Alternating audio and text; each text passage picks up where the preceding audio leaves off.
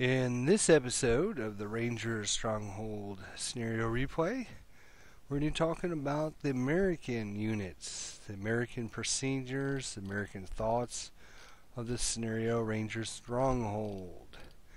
We're going to look at the different units, talk about the setup, talk about what the American player should be thinking about during the Ranger Stronghold scenario.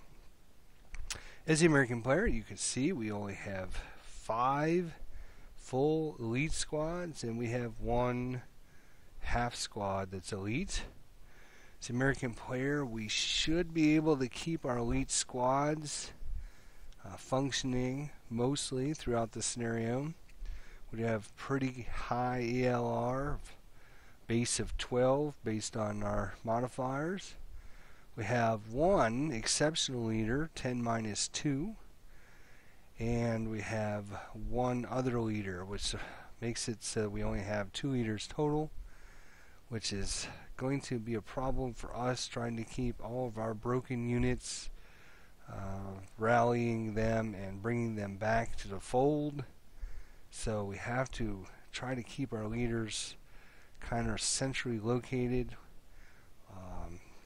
and keep them out of harm's way. We want to make sure we keep our 10-2 leader probably with our best available location so that we can do the best damage to the enemy.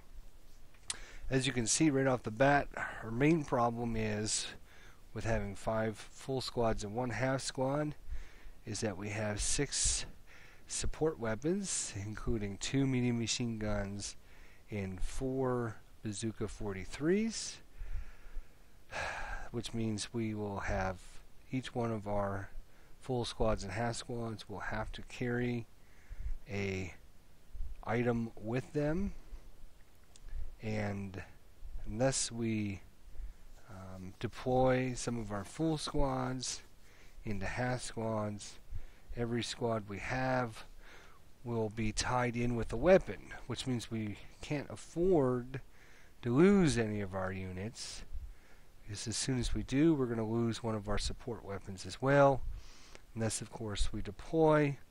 So possibility of maybe deploying one of our elite squads, full squads, into 2 half squads, so we have a few extra half squads that might be able to use some of the other support weapons.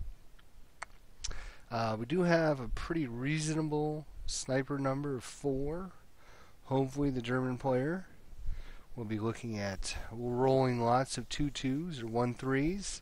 2-2s would be better for us. Maybe he'll cower in that case. But hopefully we'll get that sniper activated many times throughout this scenario. And with the sniper number of 4, the German player would probably not crew expose his tank. We could get lucky shot if he crew expose, take out his tank commander, and have his tank recalled, which would be just fine with us. Again, we're talking about the American views, some of the thoughts that we should go into Ranger Stronghold, and some of the thoughts that the American player should be thinking about when setting up this scenario. If we look at our map, again, we only have 50 hexes. We only need to have 1 unbroken unit at the end of the scenario. So any squad that's on this half of the board will be viable for us as long as they're not broken. There's only 6 turns, so if we can keep the Germans bottled up for a couple turns, it's going to be rather hard for him to secure all of this area in 6 turns. That's a goal. That's our plan. We might we can set up all the way almost to where he sets up. We can maybe have a couple forces up here in the beginning to slow him down. If we can keep our units under some concealment markers, he won't be able to know which units are carrying around the bazookas. So hopefully we can surprise, keep his tanks off of us long enough that we can hide in the hills We do have a lot of terrain height problems that the German can run into with line of sight. So this little gully here down and below all the other terrain that sits adjacent to it could be a good hiding spot. We don't have much TEM. We do have a building here, but more likely we just want to play a little cat and mouse with the German player, keeping him on his toes, not sure where we're at, what units are carrying what, keeping our concealment as long as possible. Not only will our concealment hide where our bazookas are, but it'll also hide and lessen his strength. If you're shooting at a concealed unit, you lose half your firepower. So again, if we keep our units concealed, keep them hidden, little cat and mouse game with the German player, we can think about sneaking up a bazooka, hopefully getting a rear shot. If we get a rear shot on these guys, he doesn't have any Schutzens protecting his rear in the hull at least, so maybe we can get a lucky shot there. Otherwise, we'll just have to spread out as much as we can. Some units up here in the corner, some down here, some over here, and then at the last gas, make a break for trying to bring some units in there. Of course, if we can try to slow him down so we can't just mow right in there, that would be very good for us. Keep him take him some extra turns to secure the area would be very helpful for the Americans. He's only got 6 turns to do it, so after turn 3 or 4, if we have still some units running around, put some pressure on the German to try and really have to secure the area, that can be quite good, especially if we can get some L3 here, which is surrounded by other terrain that'll block it. We got this L4 area. We can even have I5 and J5 hiding behind these higher hills. So if he starts coming around from the south end, we can kind of run around to the north so he can't shoot at us. Hopefully we can assault move and keep our concealment so he can't shoot at us. If he does shoot at us, he loses half his firepower. If he makes a mistake with any of those tanks, we're going to come in and hopefully get a rear shot on him. The sides are well protected with this Schutzens, so it might not even be a bad idea just to take a shot in the face, put it right down his barrel, and see how he likes that. If we look at our numbers here, looking at our armored fighting vehicle, the Panzer he's got, I believe it's a Panzer IV F2, I think is what it was. If we go back to our scenario card, let me zoom in here and take a look. Panzer IV F2, yes, okay. If we look at that, and we compare that with our Bazooka 43, the Panzer IV has got a front hull armor of 6, and you notice there's no box or square, so the front turret is the same value, which is a 6. So he's got a 6 in the front, whether we hit his front or his hull. On its side, it has a side rear hull of 3 and a side or rear turret, which has got a box around it. So it goes up 1 for the upper structure, in this case the turret. So 3 armor factor goes up to a 4 because of the box. So his side and rear turrets are 4. If we look at our Bazooka 2 kill number, you notice right on the front of the counter it says 13 2 kill. Our TK 2 kill number is 13 for our Bazooka. If we take our different armor factors and we compare them, our kill number is going to be a 13 minus 6 for the front hull, which gives us a 7. Same thing for the front turret, which is a 7. And of course, if we look at the rear hull, it's going to be a 3. 3 from our 13 is a 10, or 11 in parentheses there if we get a rear shot. Remember case C 7.21, basic 2 kill number versus AFV, hit in its armored rear facing. Target facing is always increased by 1, so if you get a rear shot on it, it's going to go up to 11. And in this case, if we hit the rear or side of the turret, 13 minus 4 is 9, or if we get it in the rear, it'll be a 10. Remember though, he's got the shirt sins on the side of his hull and on the side and rear of the turret. So if we take these even larger numbers to kill, remember we got to double our lower dice, so it's going to be just as hard to kill as we do with hitting it in the front, which we don't have to take a penalty on.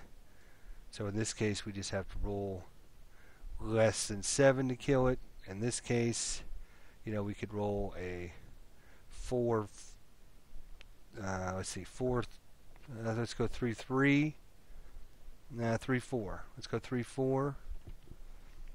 In that case, it would be a 7 if we hit it in the front, and if we hit it in the rear or turret, we're going to be doubling the 3 to 6. 6 and 4 is 10, so we're just going to make our number there. So you see, with these shirt sins, it's going to be just as hard to kill it on the side or rear as it is to take it out from the front. So if we look at our Bazooka 43, if the back of the counter will show your hit number based on the range. Obviously, if your range is 0, it's going to be an 11. Range of 1, it's going to be a 2 hit number of 9, 8 at 2 hexes, 7 at 3 hexes, and 4 at 4 hexes. So even 1 or 2 hexes away, if we can get a decent shot on it, we got a good chance of securing a hit. Once we secure a hit, looks like about maybe a 50-50 or maybe a little bit less of taking it out. So this German player, if he thinks he can just mosey up with this vehicle, will more than allow that to happen. We'll swarm it with a few bazookas, take a few shots, and sooner or later his vehicles will be destroyed. If we look at our bazooka rules, there are section 13.4 bazooka. Bazooka counters are provided for 3 different versions based on the year. So you have to make sure we have the right year, which we do. In this case, we're using the 1943 version. Anybody that's unbroken infantry multi-man counter can fire a bazooka and constitutes its use of its special support weapon. So if a half squad fires a bazooka, then it will not be able to use any of its inherent firepower. If we used a full squad, we could use the support weapon and use our inherent firepower as well. Basically, to hit, it's going to be on the back of the number, the allowable ranges, which we just went over. Our 2 kill number, we just looked at. Our 2 kill number for this case is 13 is a base. Leadership, one of the most important things we can look at. Leadership modifiers of any one leader directing a bazooka attack may be used. So if we can get that, we get that 10-2 leader and a couple of squads with him and shoot at that tank, we'll get a -2 to our attack roll. So he really could be very helpful in getting us some hits on that tank. Single man, any combination of 2 single man counters may fire a bazooka at full effect, but leaders cannot modify their own fires, so we certainly don't want to leave our bazookas in the hand of our 2 leaders. Our leaders, since we only have 2, unless of course we can get some through heat of battle. And of course, Bazooka 45 can fire white phosphorus, but we don't have to worry about that because we don't have the Bazooka 45. So, as an overview, pretty much we don't have to consider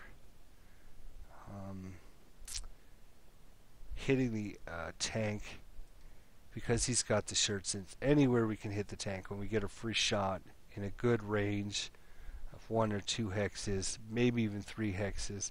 4, it's not worth risking, but probably 1 or 2 hexes away, depending on the situation. If we can get a shot on him, whether it's front, rear, side, we're going to take it. Thing though is watch out for this guy is he's got 8 firepower. If he keeps his turret and his bow facing the same direction, he can be very he can rip up our squads pretty good with the firepower he's got with machine guns. Not only that, but he can fire his HE out of his main armament, which is going to be a 12 column if he's stationary. If he's moving, it's going to be a 6 column shot. So another reason why we got to keep concealed, so that way he will lose some more firepower.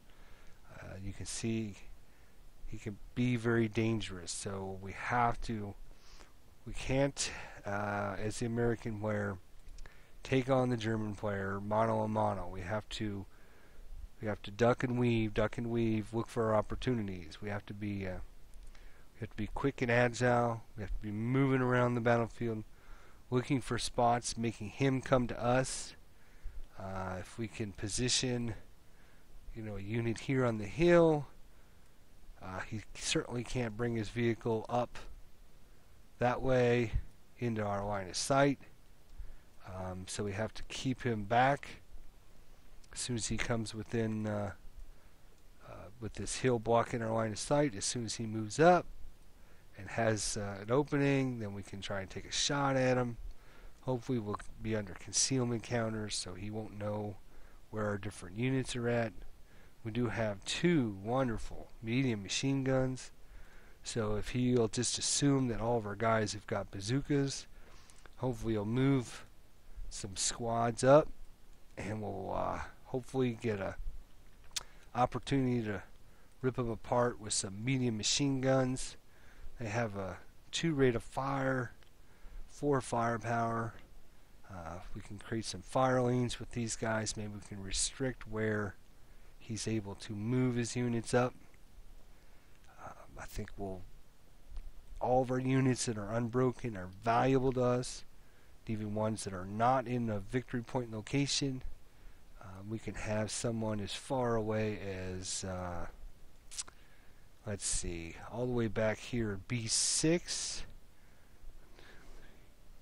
B6. On turn 6, we could CX him. 1, 2, 3, 4, 5. You know what? Let's not. That might not have worked, but let's see. C7 we can probably do. Bypass for 1, 2, 3, 4, and then CX up to our advance there. So, yes, and even units all the way back. C7, G9, I9, C2, 3, 4, 4, 5. Yeah. So, and even ones that aren't located in the victory area, as long as they're not too far away, should be able to charge in there at the last minute and steal the victory away from the German player. Our squads, again, great ELR of 5, so hopefully we can keep them up at the elite status. If we get a heat of battle with that, we can make them heroic, because there's nowhere higher to go than elite. If they become heroic, then they'll be heroic for the rest of the scenario, and they have some special abilities when they become heroic. Unfortunately, only having 2 leaders is really going to hurt. When we need to route, we're going to have to route to the nearest building or woods hex. There's only a little bit of woods here, down here. Quite a few spaces that might be interdicted. With only having 2 leaders, we can't rally them unless, of course, our leaders there, or we get 1 self-rally attempt. So it's going to be hard if they break to get them back in the game. With as many units as the German has, if they break, he'll probably be able to surround them and get them to surrender or cause them not to be part of our units anymore. So pretty hard, but I think as the American player, we definitely want to bob and weave around, keep hidden, keep our concealments on, make all that firepower halved, as much as we can half his firepower. Slow him down. If he takes him 3 or 4 turns to get here to the middle, then that means he's only got 3 turns left to secure it, and that's going to be hard to do. Look for opportunities to swing around. If he breaks through and starts coming through the middle and starts pushing all of our units back, we should look to try to cause an end round. So if he pushes up this way, then we'll just start sneaking units around the backside, just keep him out. So now he's got problems to worry about. He can't just keep pushing us back because we got this unit here. All we have to do is bring him back in at the last turn. So he's got to make sure he secure every single unit. So every unit we have that's running around causing problems for the German is that much better for us. And if he's concentrating on where all of our units are going, where they can go, and where they're going to hide out, where they're going to be, maybe he'll make some silly moves, move those tanks up into positions where we get a shot with these bazookas on them, and hopefully we can take him out. Let's see, what else do we need to think about? We got to keep our 10-2 leader. He could be the key to this whole scenario. If we can get him to shoot some of these bazookas or squads, to use his leadership to help these squads shoot those bazookas, or even using that medium machine gun, that would be really good. We get a 4 firepower plus the 7, hopefully with the squad. It's going to be 11 firepower, but it's just 11 firepower, and if it's a -2 without cowering, we can do some serious damage here. Although we don't make that 12 column, go down to the 8 column. So let's see if we can find out how to get to that 12 column. You notice our two squads by themselves make the 12 column. So 2 of these squads stacked together. We do have smoke with them, so we can smoke out our movements. Again, keeping them from doing much damage to us. We have real respectable 3 or less on our smoke die rolls. Throw it into adjacent hex, and they'll take that -2 on their attack on us. It might be worth sacrificing a squad doing that, so we can get another one to go around, circle around from behind, just move it out of the way. So now the German's got to split his forces up. He's got to bring some down there and some up here, because he's got to worry about every single squad we have. So hopefully, with a little bob and weave, a little counter thrust whenever we see an opportunity, whenever that German makes a mistake, take our opportunity, and even if we lose some concealment, take a good shot against one of his massive stacks or some of his important units. Of course, if we can keep these units hidden in buildings, hopefully he'll bring his tanks up, take a shot and miss. Then when it's our turn, we'll shoot them back with our bazookas, if possible. So we have quite a variety of things we're going to be doing. We're going to be trying to hide our units, keeping them concealed. We're going to be trying to sneak around, move around on all of his flanks, unless he starts separating his units, keeping them from being stacked up. He's going to have to start spreading his units out. We start spreading his units out, he loses all of his firepower. He loses his leadership bonuses, but he's going to have to separate them out just to keep all of his flanks secured. And hopefully if he does that, then his firepower won't be able to do much damage to us. We'll be able to have some unbroken units here that he's got to start making some crazy moves, start trying things that he wouldn't normally do. And as soon as he does that, we can start moving around on the sides, move around the flanks, bring in surprise attacks, and be able to beat him off long enough to hold out for 6 turns. So that's the American overview. That's what the American will be trying when it's his turn, when it's his go. Setup is going to be a little interesting depending on how the Germans player set up. I'm assuming the German player is probably going to put his forces right on the Mason-Dixon line there and go full forward as fast as possible. But if we position just a couple units in tricky locations, maybe some with good firepower, he's going to have to prep fire some of his units, which will keep them from moving up. The longer he's prep firing, the less time he's moving. That means it's that much harder for him to move forward, move up, and secure that area. If he keeps prep firing, that's good for us. And even if he wounds and damages our units, hopefully we'll be able to get them recuperated, recovered, and then be able to mount some kind of a bob and weave counterattack whenever the opportunity arises. Alright, so now that we've done the Americans, we've done the Germans, we've done the scenario overview, next video we'll probably have the scenario startup. We'll have the counter set up on the map board, and we'll probably be ready to start.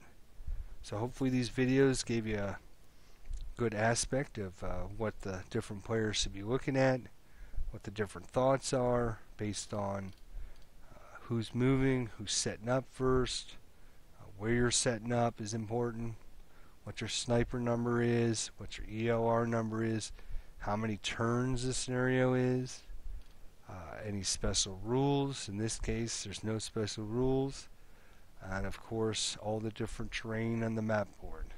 Should be quite a very interesting scenario. I think this one, as I mentioned in my other videos, I'm going to be playing this myself. So I'll be, when it's the German player turn, I'll be acting as the German and doing their overview. When it's the American's turn, I will be playing the American side and doing their overview.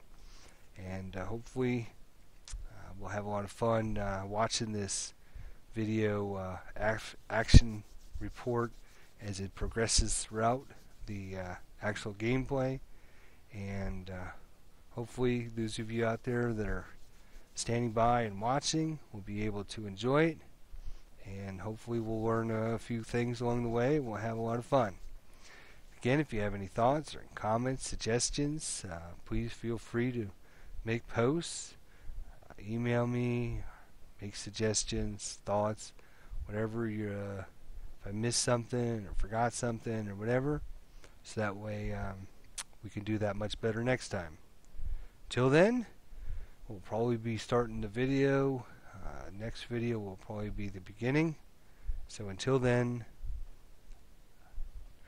this is ID Jester. We're signing off.